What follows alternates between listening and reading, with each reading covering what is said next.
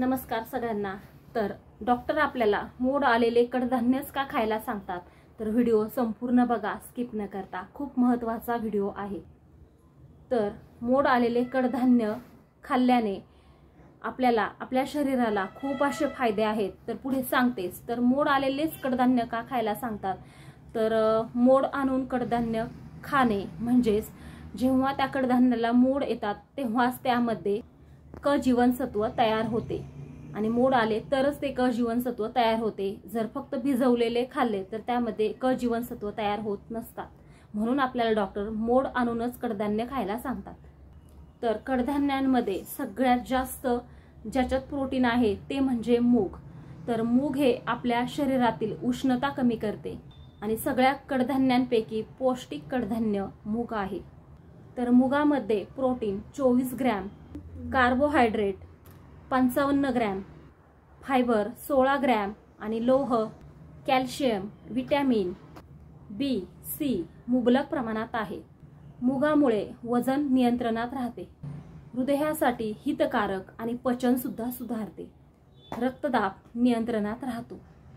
मोड आलेल्या मुगामध्ये मोठ्या प्रमाणात विटॅमिन सी असते, ज्यामुळे केसांची वाढ छान होते, तसंच रक्त शुद्ध होते। तसेच मोड आलेले मूग आणि चणे एकत्र खाल्ल्यामुळे पचन संस्था चांगली होते। मूग डाळीचे सेवन मधुमेहाच्या रुग्णांसाठी एखाद्या औषधाप्रमाणे काम करते। शरीर निरोगी ठेवण्यासाठी डॉक्टर आपल्याला आहारामध्ये मोड आलेले कडधान्य खायला सांगतात। कडधान्यांच्या सेवनामुळे शरीरातील साखरेचे प्रमाण नियंत्रणात राहण्यास मदत होते। मोड आलेल्या मुगामध्ये किंवा कडधान्यांमध्ये खूप मोठ्या प्रमाणात प्रथिने असतात आणि मोड आलेले मूग किंवा कुठलेही कडधान्य याच्यावर जास्त काही प्रक्रिया केलेली नसते, म्हणजेच औषधांचा कुठलाही वापर त्याच्यावर केलेला नसतो। फक्त कीड लागू नये म्हणून बोरिक पावडर त्याला लावलेली असते आणि जेव्हा आपण ती भिजत घालतो कडधान्य, तेव्हा आपण ते स्वच्छ धुवूनच भिजत घालतो। त्यामुळे त्याला कुठलाही औषधांचा त्याच्यावरती परिणाम काहीच राहत नाही। त्यामुळे आपल्याला खूप जास्त पौष्टिक जर पाहिजे असेल, केमिकल युक्त जर खायचं असेल, तर कडधान्य हे एकदम अत्यंत उपयोगी आहे।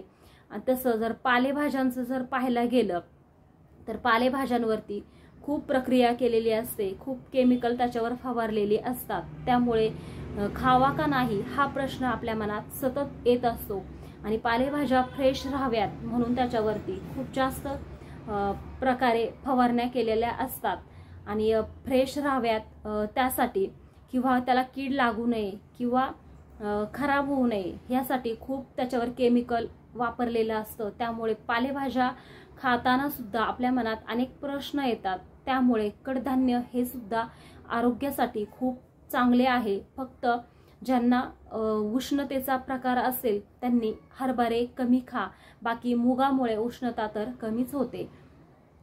आणि मी असंही म्हणत नाही की कडधान्य म्हणजे 2 टाइम तुम्ही कडधान्यच खाऊ शकता, पालेभाज्या आवर्जून खा, पण मोड आलेली कडधान्य किंवा इतर कडधान्य ज्या असतात ज्याला मोड येत नाही ती आपण आठवड्यातून 2-3 वेळा तरी खाल्ली पाहिजे आणि इतर वेळी पालेभाज्या। आता पालेभाज्या म्हणजे तुम्ही भेंडी, गवार ह्या भाज्या तुम्ही खाऊ शकता, पण ज्या पालेभाज्या असतात मेथी, शेपू, पालक वगैरे ह्या भाज्यांवरती फवारणी जास्त प्रकारे चांगली केलेली असते, जास्त प्रमाणात। त्यामुळे ती खाताना थोडी काळजी घ्या, बाकी काहीच नाही। आणि व्हिडिओ पुढे स्किप न करता पूर्ण बघा। धन्यवाद। बघू शकता किती छान असे मोड आलेले आहेत मटकी आणि मुगाला। तर पटकन मोड आणण्यासाठी मी काय वापरलं ते सांगते। तर ते छान असं हे कडधान्य धुवून घेतलं, कोमट पाण्यामध्ये भिजत घातलं आणि त्यामध्ये फक्त अर्धा चमचा इनो घातला त्या पाण्यामध्ये। त्यामुळे पटकन मोड येतात कडधान्याला आणि फक्त 12 तासामध्ये हे मोड आलेले आहेत। तुम्ही बघू शकता खूप छान असे मोड आले। फक्त अर्धा चमचा इथं इनो वापरला। तर चॅनलला सबस्क्राईब नक्की करा।